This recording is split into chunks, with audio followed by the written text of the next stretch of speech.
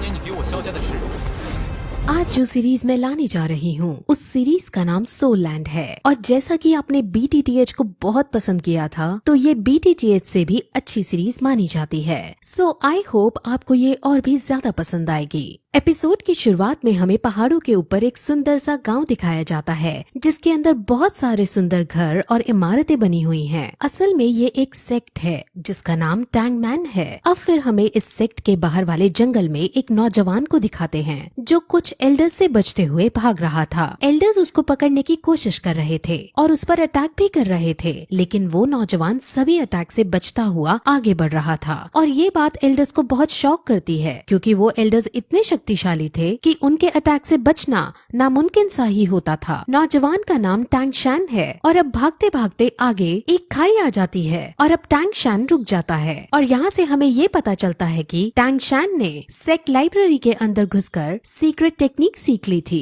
ऐसा करना मना था और अब इसकी सजा में टैंग शैन को मृत्यु दंड दिया जाने वाला है। वहाँ टैंग शैन जो अपने असूलों का पक्का था और उसे ये पता था कि इसकी सजा मृत्यु दंड ही है, इसीलिए वो खुद अब सुसाइड करने का ही डिसाइड करता है और साथ ही साथ उन्हें ये भी बताता है कि उसने इस सीक्रेट टेक्निक को किसी और को नहीं बताया है और सारी टेक्निक्स उसके कमरे में ही हैं। और ऐसा कहते ही वो उस टेक्निक का सबसे खतरनाक हथियार निकाल लेता है और सेक्ट के लीडर को समर्पित करता है, जिसके बाद वो अपने सारे कपड़े उतारता है क्योंकि वो टैंग सेक्ट से लिया हुआ सब कुछ वापस लौटा देना चाहता था और फिर खुद खाई से नीचे कूद जाता है। तभी सेक्ट लीडर उसे मरने से बचाने की भी कोशिश करता है, लेकिन टैंग शैन अपने इरादे का पक्का था और वो खाई में गिरकर अपने आप को मार डालता है। उसके मरते ही उसकी आत्मा अलग अलग दुनियाओं को क्रॉस करते हुए पैरेलल यूनिवर्स में चली जाती है और वहाँ वो एक नवजात शिशु के रूप में जन्म लेता है और उसका नाम भी वहाँ टैंग शैन ही रखा जाता है। उसे अब अपने पहले जन्म की सारी बातें और सारी टेक्निक्स याद होती हैं, जिस वजह से वो बचपन से ही उन टेक्निक्स को पहाड़ के ऊपर जाकर प्रैक्टिस करता है। इस दुनिया के अंदर डौलो कॉन्टिनेंट है। इस दुनिया के अंदर हर कोई 6 साल की उम्र में अपनी एक स्पेशल एबिलिटी एक्टिवेट करता है। इस एबिलिटी का नाम स्पिरिट सोल है और स्पिरिट सोल को हासिल करने के बाद लोगों के पास अलग अलग तरह की एबिलिटीज आ जाती हैं। एक दिन जब वो पहाड़ से टेक्निक करते हुए वापस आ रहा होता है तो उसे पता चलता है कि इसी साल नए बच्चों की एबिलिटी जगाने के लिए एक स्पिरिट मास्टर उनके गांव में आ रहे हैं। इस स्पिरिट मास्टर का नाम सू यू ताओ है और ये रैंक 26 का स्पिरिट ग्रैंड मास्टर है। असल में यहाँ की कल्टीवेशन 1 से 100 में बनती है और इनमें 1 से 10 के रैंक वाले को ट्रेनी कहते हैं, 10 से 20 वाले को स्पिरिट मास्टर कहते हैं, 21 से 30 वाले को स्पिरिट ग्रैंड मास्टर कहते हैं, 31 से 40 वाले को स्पिरिट एल्डर कहते हैं और ऐसे ही इनकी रैंक के अनुसार ये बनते हैं और इनके बारे में हमें अब आगे पता चलेगा। अब सब बच्चों की एबिलिटीज जगाने के लिए इस गांव का चीफ सारे बच्चों को इकट्ठा करता है। अब गांव के सारे बच्चे एक साथ इकट्ठा होकर एक बिल्डिंग में जाते हैं जहां पर स्पिरिट मास्टर एक एक करके उनकी एबिलिटीज को जगाता है। वहां पर टैंग शैन भी मौजूद है और वो भी यहाँ अपनी एबिलिटी को अवेकन करने आया होता है।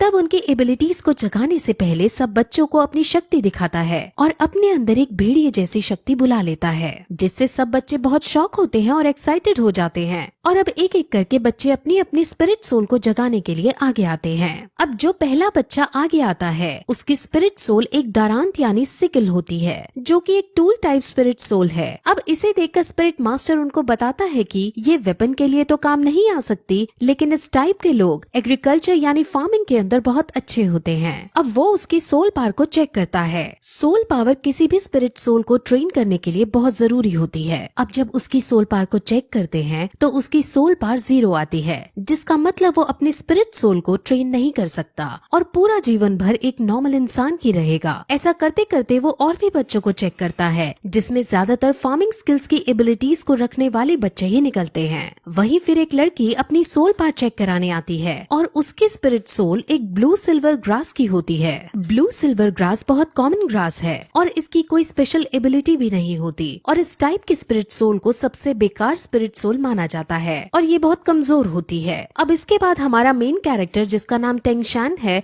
वो आगे आता है और अपना सीधा हाथ बढ़ाकर कंसंट्रेट करता है और उसके हाथ से भी ब्लू सिल्वर ग्रास बाहर आती है। लेकिन तभी उसके उल्टे हाथ में भी कुछ होने लगता है और वहाँ पर हमें एक हथौड़ा दिखता है जिसे वो मुंह बंद करके छुपा लेता है। अब इसके बाद स्पिरिट मास्टर टेंगशान की सोल पार्ट चेक करता है और उसकी सोल पार्ट 10th लेवल पर होती है और ये बहुत रेयर कंडीशन होती है। असल में जिन लोगों की सोल पावर अवेकनिंग के वक्त फुल यानी 10th लेवल की होती है तो उन्हें बॉर्न विद सोल पावर यानी कि इनेट सोल पावर का दर्जा दिया जाता है और ऐसे लोग बहुत ही काम के होते हैं। ऐसे लोग बहुत ताकतवर बनते हैं और लाइफ में बहुत आगे तक जाते हैं। अब स्पिरिट मास्टर उसे बताते हैं कि अवेकन होने के बाद सोल पावर की 10th लेवल सबसे हाईएस्ट लेवल होती है, जिस पर अब टेंगशान ये पूछता है कि क्या हम इसके आगे नहीं जा सकते, यानी क्या इसके आगे ट्रेन नहीं कर सकते। जिस पर मास्टर उसे समझाते हैं कि इससे आगे ट्रेन करने के लिए हर 10th लेवल के बाद एक स्पिरिट रिंग हासिल करने की जरूरत होती है। स्पिरिट रिंग हासिल करने के बाद ही हम 10th लेवल से आगे बढ़ सकते हैं। बिना स्पिरिट रिंग के हासिल किए कोई आदमी कितना भी ट्रेन क्यों न हो वो 11th लेवल पर नहीं पहुंच सकता।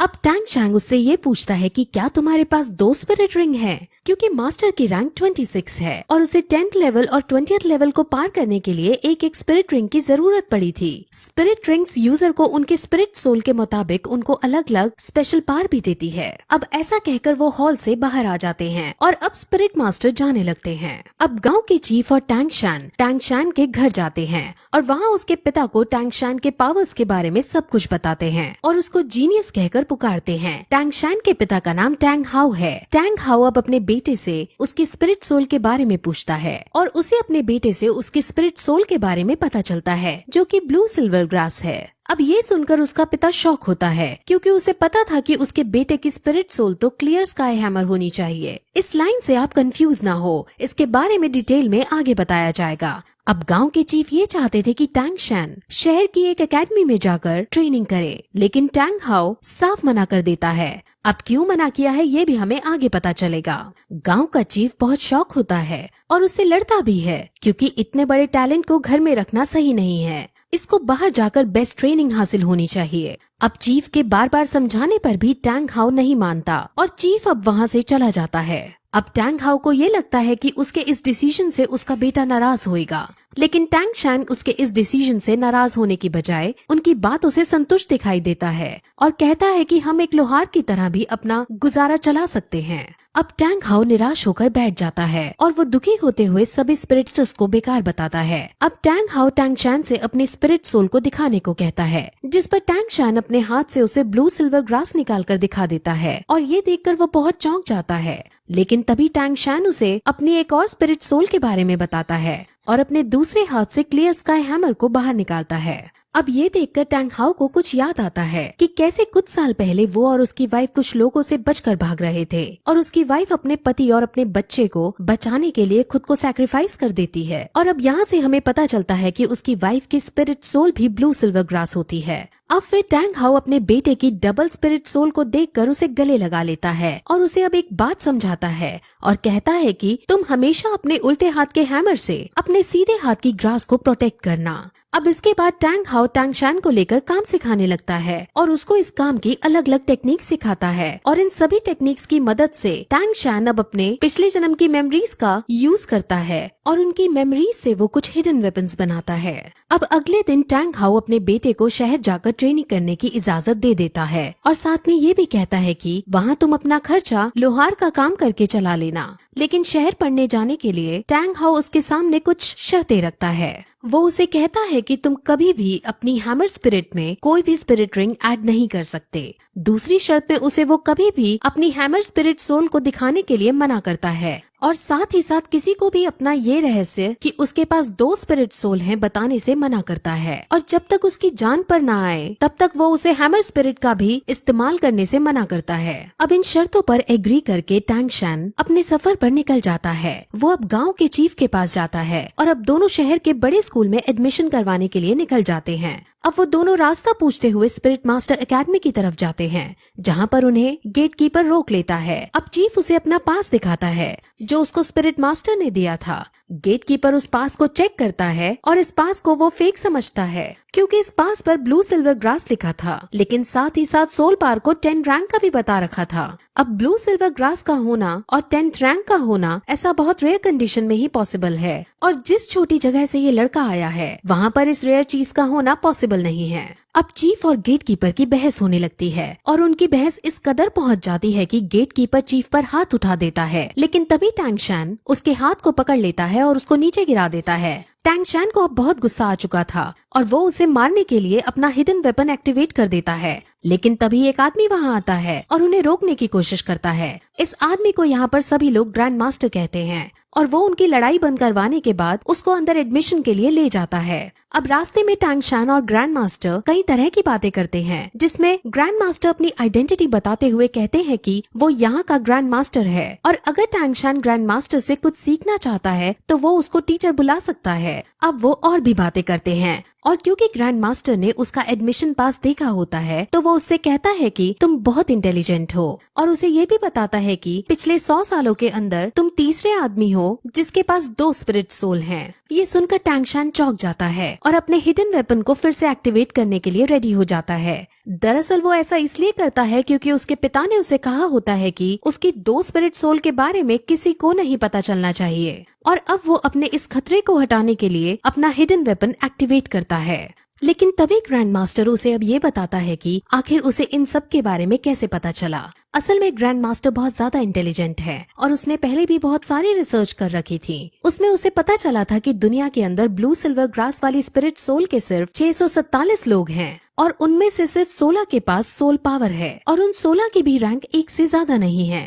सोल पावर हमेशा स्पिरिट सोल की क्वालिटी के प्रोपोर्शन में रहती है, जिस वजह से ब्लू सिल्वर ग्रास की फुल सोल पावर नहीं हो सकती। इसीलिए ग्रैंड मास्टर श्योर है कि इसके पास 2 स्पिरिट सोल हैं। अब उनकी ये सब बातें सुनकर टैंग शैन समझ जाता है कि ये ग्रैंड मास्टर बहुत समझदार आदमी है और वो तुरंत उसके सामने झुककर उन्हें अपना गुरु बनने के लिए प्रार्थना करता है, और अब ग्रैंड मास्टर उसे अपने डिसाइपल के रूप में एक्सेप्ट कर लेते हैं। अब फिर वो दोनों स्कूल के अंदर प्रिंसिपल के पास जाते हैं और प्रिंसिपल उसका एडमिशन पास देखता है। उसे भी थोड़ा अजीब लगता है कि ये ब्लू सिल्वर ग्रास है लेकिन इसकी सोल पावर फुल है, लेकिन साथ में ग्रैंड मास्टर को देख वो उसको एडमिशन दे देता है। ग्रैंड मास्टर हालांकि यहाँ का कोई टीचर नहीं है, लेकिन प्रिंसिपल और बाकी सब ग्रैंड मास्टर की बहुत इज्जत करते हैं और ग्रैंड मास्टर का रुतबा पूरे शहर के अंदर है। अब टैंग शैन को हॉस्टल 7 अलॉट किया जाता है और अब वो अपने हॉस्टल के अंदर जाने लगता है। जैसे ही वो अपने हॉस्टल का गेट खोलता है वैसे ही वहाँ एक बच्चा उस पर अटैक कर देता है। टैंग शैन उस बच्चे से लड़ता है और दोनों के बीच फाइट होने लगती है।